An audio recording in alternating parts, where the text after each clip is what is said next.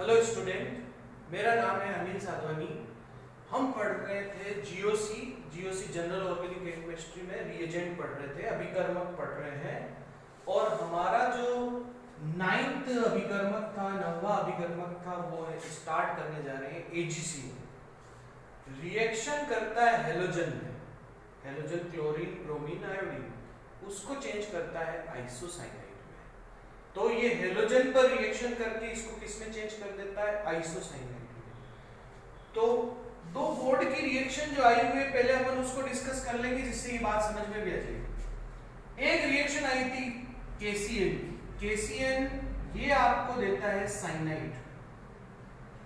तो हमारा जो प्रोडक्ट बनता है वो बनता है RCl प्लस KX। और अगर हम जब रिएक्शन करते हैं AgCN की, तो ये साइनाइड की जगह क्या दे देता है, आइसोसाइनाइड देता है। तो प्रोडक्ट क्या बनता है, RNC प्लस NaX। अब हम इसके कॉन्सेप्ट की बात करते हैं कि ऐसा क्यों होता है। अगर हम कॉन्सेप्ट की बात कर लेते हैं तो हमें ये चीजें लर्न नहीं करनी पड़ती हैं, ये हमेशा हमारे दिमाग में रहती है। KCN एक आयोनिक कंपाउंड है। पोटेशियम और सोडियम के जितने भी कंपाउंड होते हैं वो कौन से होते हैं, आयोनिक कंपाउंड होते हैं। इसलिए ये आयन फॉर्म में चेंज हो जाता है, ये माइनस आयनाइजेशन हो जाता है, ये माइनस हो जाता है और ये प्लस हो जाता है।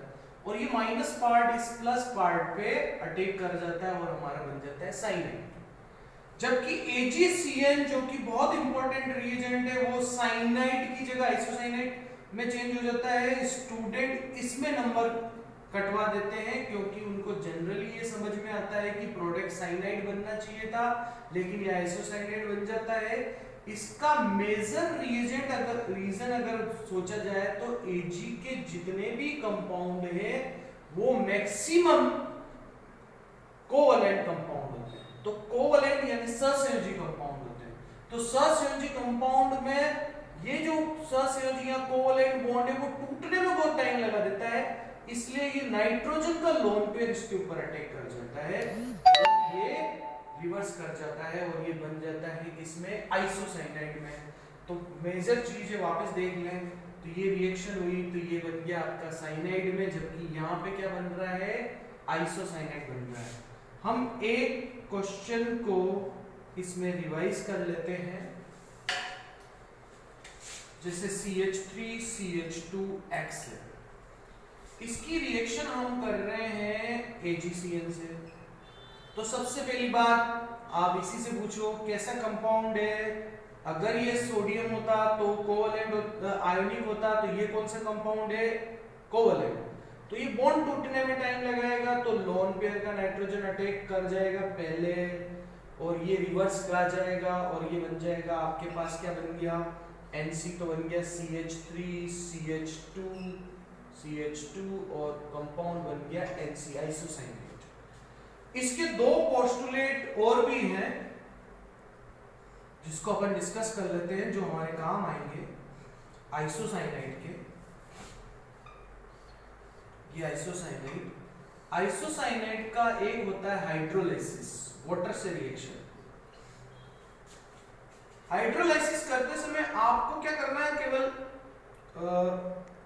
नेचर समझना है। नाइट्रोजन इसमें से H के साथ जुड़ेगा तो कंपाउंड क्या बन जाएगा, NH2। तो कंपाउंड इसमें क्या बन गया आपका, NH2 बना, ठीक है। ये कंपाउंड क्या बन गया आपके पास, NH2। फिर साथ में ये जो कार्बन है ये चेंज हो जाता है फॉर्मिक एसिड में। ये कार्बन किस में चेंज हो गया, फॉर्मिक एसिड में। N चेंज हो गया NH2 में, कार्बन किस में चेंज हो जाएगा, फॉर्मिक एसिड में। इसके अलावा हम जब रिएक्शन कर रहे हैं NC की, तो एक रिएक्शन और भी है इसका, रिडक्शन, 4H रिडक्शन को हम अपचयन भी कहते हैं। तो रिडक्शन करते समय आप NC को इधर लाइए और नाइट्रोजन की वैलेंसी अब सबको लर्न होती है कि नाइट्रोजन की संयोजकता या वैलेंसी कितनी होती है, 3। यहां में कोई ग्रुप R लगा देता हूं, तो यहां पर हम H लगाएंगे, यहां पे H लगाएंगे। कार्बन की वैलेंसी कितनी होती है, कार्बन की वैलेंसी 4 होती है, 1 2 3। तो यहां पर यहाँ पे H नहीं आएगा और यहाँ पे 3H आ जाएंगे। तो 1 2 3 1 2 3 इस तरह से आपके पास कंपाउंड बन जाएगा। ठीक है, ये सेकेंडरी अमीन कंपाउंड कहलाता है। जैसे हम वापस डिस्कस कर लेते हैं इसको। आप सबसे पहले कार्बन की वैलेंसी जानते हैं 1 2 3 1 2 3 और ये 4। अब इसमें हमें क्या लगाने लग गए, H लगाने हैं। ये H लग गए और अब जो प्रोडक्ट बनेगा वो बनेगा RNHCH3। इसकी एक रिलेटेड रिएक्शन और भी है, पहले अपन इसको रिवाइज कर लेते हैं। KCl साइनाइड दे रहा है तो बन रहा है RCl, AgCl आइसोसाइनाइड फॉर्मेशन कर रहा है तो ये बन गया आइसोसाइनाइड कंपाउंड। आइसोसाइनाइड के एक नाम और भी रहता है जिसको हम कार्बाइल अमाइन कहते हैं। और ये आपका इस तरह से रिएक्शन हुई तो ये पार्ट किस में चेंज हो गया, NH2 में, और ये पार्ट चेंज हो गया अमीन्स के अंदर। स्टार्ट। इससे वाले पॉइंट को आप नोट्स बनाते चलना, उसको थोड़ा रोक कर उसकी पूरे नोट्स बनाकर नेक्स्ट स्टेप पे आना। तो ये आज अपना ये होगा आज का पेज 2, वो पेज नंबर 1 था। तो पेज नंबर 1 के बाद मैं आप पेज नंबर 2 में आ रहा हूं। इसमें मैं ले रहा हूं आइसोसाइनाइड टेस्ट। आइसोसाइनाइड टेस्ट का दूसरा नाम होता है कार्बाइल अमाइन टेस्ट।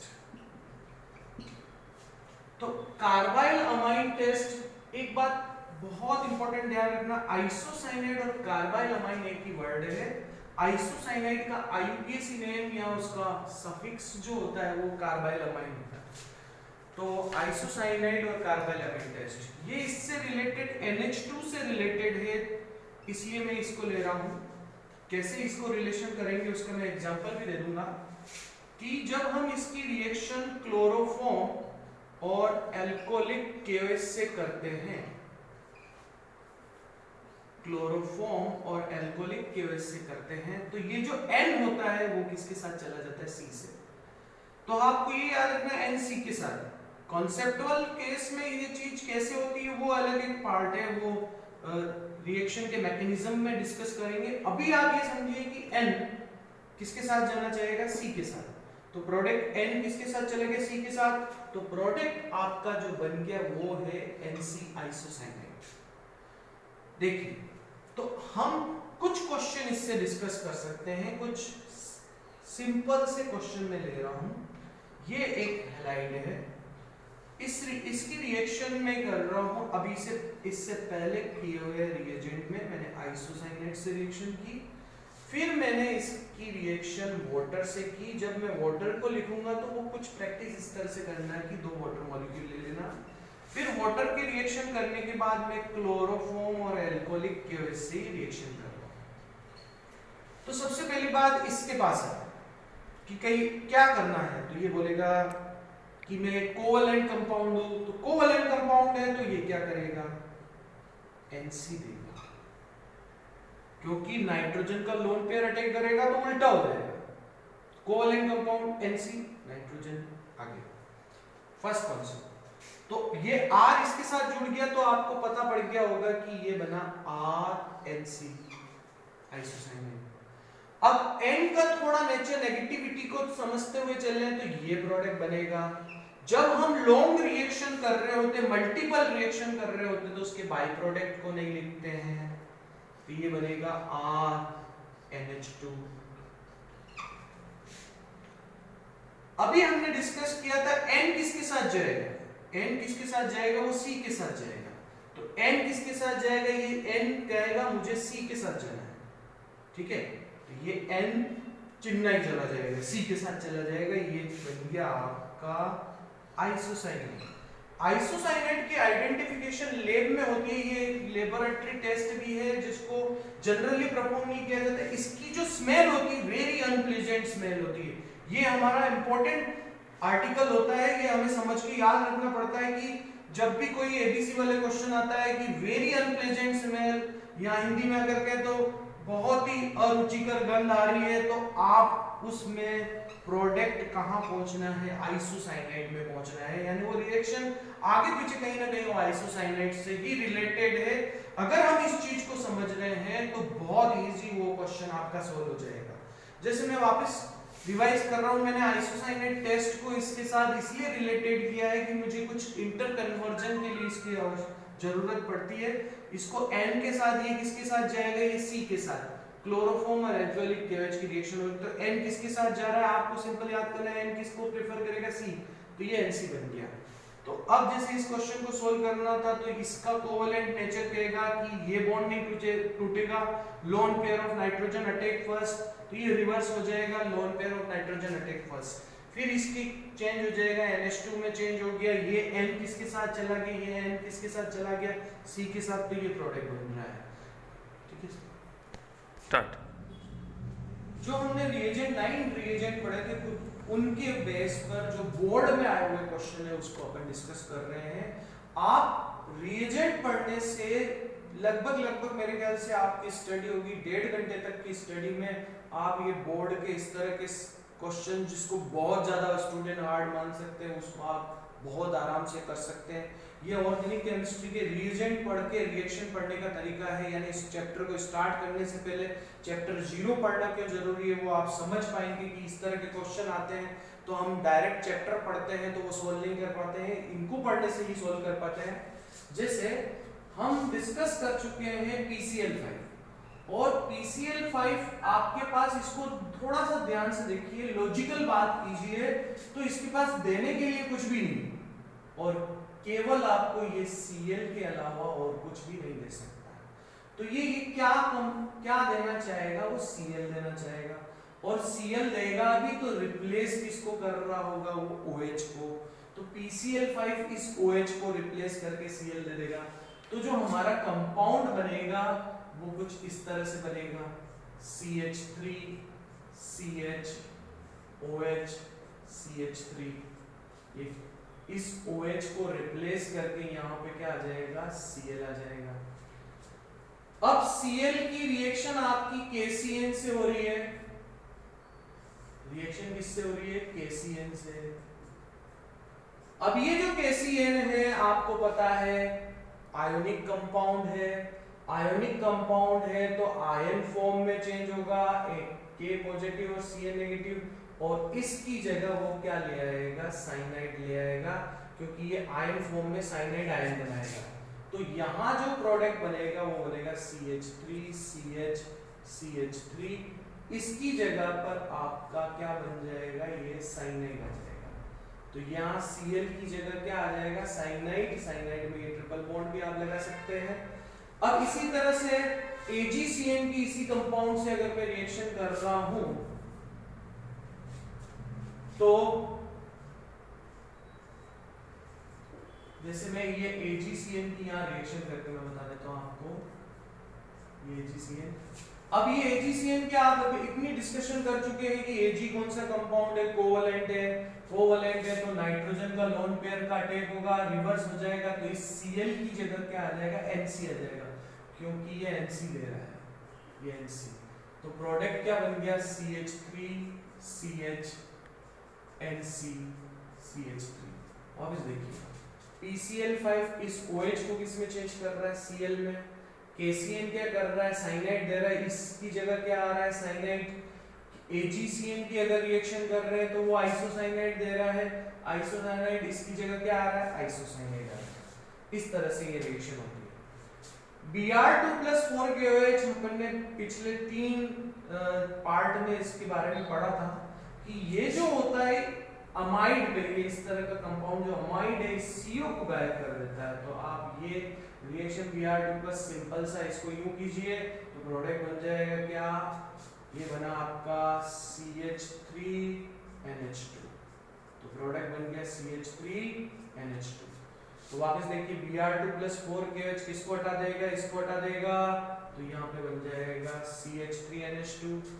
ये जो HNO2 देख रहे हैं, HNO2 आपको याद होगा कि एक कार्बन वाला एक्सेप्शन होता है और उसमें बन जाता है CH3O, CH3 ईथर बनता है। ध्यान रखिए कि HNO2 में एक कार्बन एक्सेप्शन था जिसमें बन रहा था CH3O, CH3 ईथर बनता है। लेकिन इसी रिएक्शन को समझना है तो एक बार वापस यहाँ पे देखिए, Br2 प्लस 4KOH से पूछिए क्या करेगा, ये खा जाएगा, तो सिंपल सा याद रखिए CO खा गया, तो CO खा गया तो रिमेनिंग पार्ट क्या रह गया, CH3 CH2 NH2। ये भी ग्रोल नहीं है।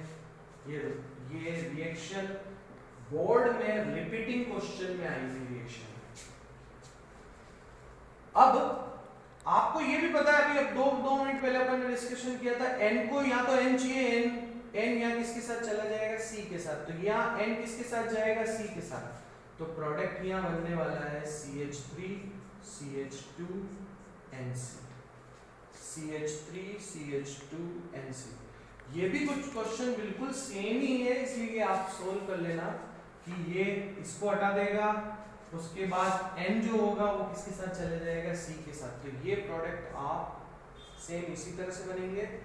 अब इसमें डिस्कस करें तो आपको ये याद होगा कि एक कार्बन वाला जो ये एक्सेप्शन है, ये एक्सेप्शन नहीं है, तो इसमें इसका रूल है कि ये NH2 को OH में चेंज कर देता है।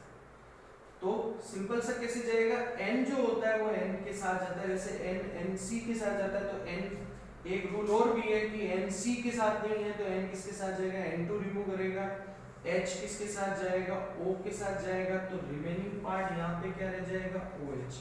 तो यहाँ प्रोडक्ट इस NH2 की जगह पर, इस NH2 की जगह पर क्या आ जाएगा, आपके पास OH आ जाएगा। तो प्रोडक्ट जो बनेगा वो इस तरह से बनेगा, ये यहाँ पे आ जाएगा आपका OH पार्ट, ठीक है। इसी तरह से आपने एक रिएक्शन ऑक्सीडेशन की भी हमने डिस्कशन किया था, 1 डिग्री 2 डिग्री अल्कोहल, ये वाला पार्ट जो होता है वो आपको पता है, जब इसका ऑक्सीडेशन होता है तो वो किस में चेंज होता है, एल्डिहाइड है, एल्डिहाइड का ऑक्सीडेशन होता है तो वो एसिड में चेंज हो जाता है, तो एल्डिहाइड का ऑक्सीडेशन होता है तो एसिड में चेंज होगा, और जो सोडा लाइम है वो एसिड के CO2 को हटा देता है, एसिड के CO2 को हटाएगा तो वो किसको बना देगा, ये बेंजीन को बनाएगा। देखिए PCl5 OH की जगह Cl लाया, इस तरह से आप कर सकते हैं। Br2 का क्या रोल है, ये हटा देगा CO को, Br2 प्लस 4KOH का क्या रोल है, CO को हटा देगा, सेम इसी तरह से। N किसके साथ जा रहा है, N ये वाला C के साथ जा रहा है।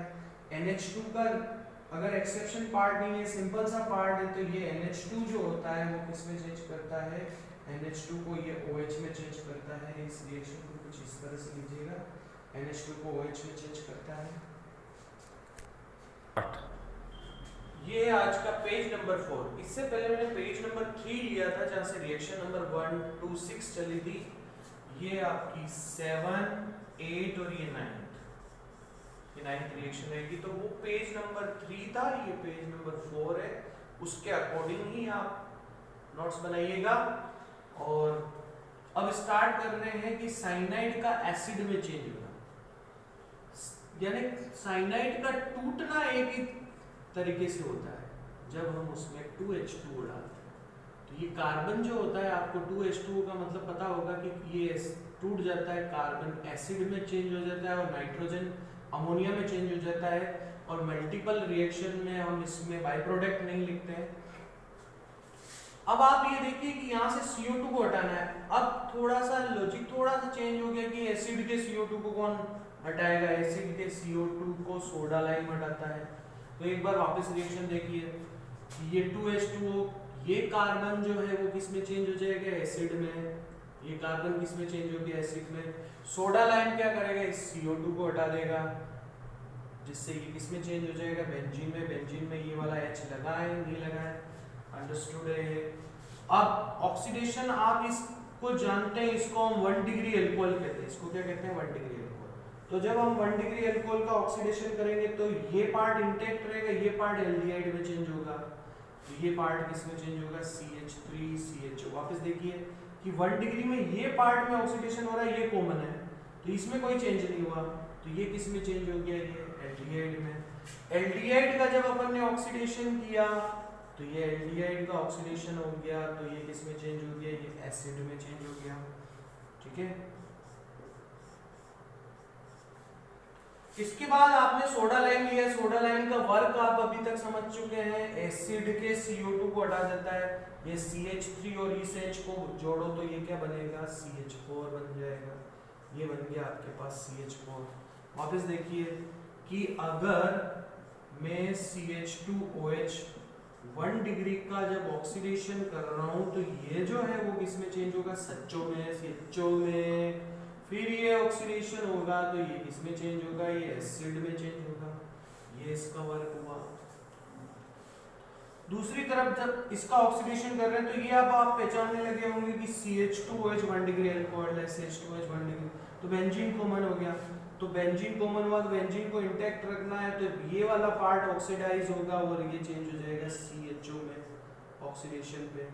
अब CHO का जो ऑक्सीडेशन होगा वो आपको पता है वो किस में चेंज हो जाएगा, एसिड में। अब आप ये जानते हैं कि ये आपको केवल Cl देगा और Cl भी किसकी जगह को हटा के देगा, OH की जगह को हटा के देगा, तो ये बेंजीन COCl में चेंज हो जाएगा। अब हम ये पूरा आपका पेज नंबर 4 तक का है, मैं एक पेपर आपको और भेजूंगा जिसको आप सोल्व कीजिएगा, जो इससे रिलेटेड ही क्वेश्चंस होंगे। हम आज का लेक्चर यहीं तक रखेंगे, लेकिन कल हम जो पढ़ेंगे वो बहुत एक इम्पोर्टेंट रिएजेंट है नेक्स्ट लेक्चर में, जिसको हम कहते हैं ग्रिग्नार्ड रिएजेंट, जो कि बहुत मोस्ट इम्पोर्टेंट रिएजेंट होता है R&D रिसर्च एंड डेवलपमेंट में। जो इस पे वर्क करता है वो उसकी पोस्ट भी ऊपर होती है, उससे रिलेटेड हम बात करेंगे, जिसमें 100% आपके RBSc NCERT में से क्वेश्चन फिक्स आता है। उसकी में एक बहुत अच्छी ट्रिक है जिससे आप उसके क्वेश्चन सॉल्व कर सकते हैं। Thank you very much.